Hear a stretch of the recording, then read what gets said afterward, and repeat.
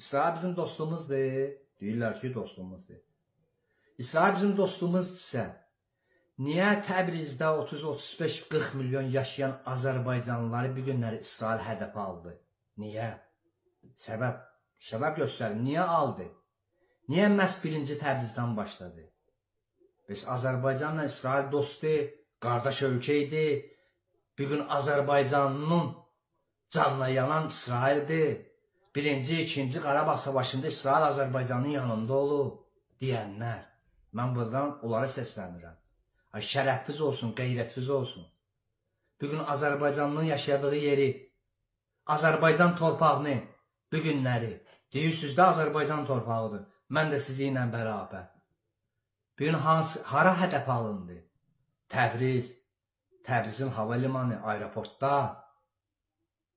Kişiliyiniz olsun, qeyrətiniz olsun. Bunlar birbaşa müsəlmanın düşmənidir. Birbaşa müsəlmanın.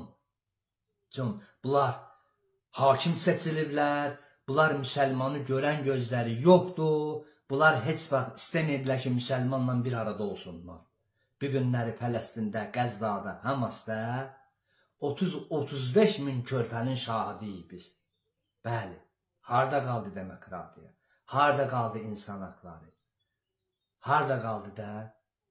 Necə olur birində bir şey olan kimi əlinizdə bir dənə bayraq alıb hurra yürüyürsünüz üstünə ki, vay insan haqları pozuldu. Bəs 30-35 min körpəni qətliyam eləyən İsrail döyür.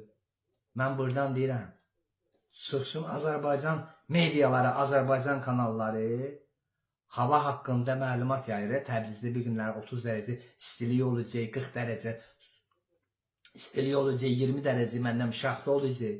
Bunu ilə bağlı fikir qoysunlar da. Ay İsrail deyinə, xeyirdir, mənim yaşadığım milləti sən bir gündən hədəf alırsan. Hünər lazımdır, cəsarət lazımdır, kişilik lazımdır, qeyrət lazımdır bu sözləri demək. Bəli, vətənpərvərlikdən bir gün danışan oğlanlar çıxsınlar bir gün hakimiyyətdən tələb etsinlər ki, xeyirdir sən bir günləri Azərbaycan yaşadığı yerləri siz bir gün hədəf alırsınız. Bəli, bunlar tək məsələ Azərbaycan yaşadığı məsələ deyil. Bunlar dinin və İslamın düşmənləridir. Sağ olun, Allah'a emanet.